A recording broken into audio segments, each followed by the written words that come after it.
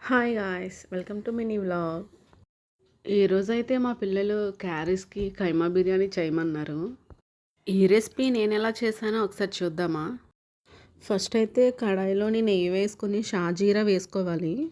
అలానే అందులో బిర్యానీ ఆకు, ఆనియన్, పచ్చిమిర్చి, టమాటో, కరివేపాకు కూడా వేసుకోవాలి. అవన్నీ ఫ్రై అయిన తర్వాత అల్లం వెల్లుల్లి పేస్ట్ కూడా వేసుకోవాలి. నేనైతే అందులోనే రా మసాలా వేసుకొని దంచుకున్నాను.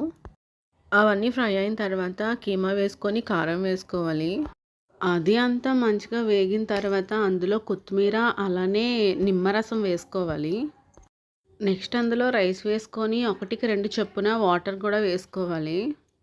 వాటర్ వేసిన 10-15 మినిట్స్‌కే బిర్యానీ రెడీ అయిపోతుంది.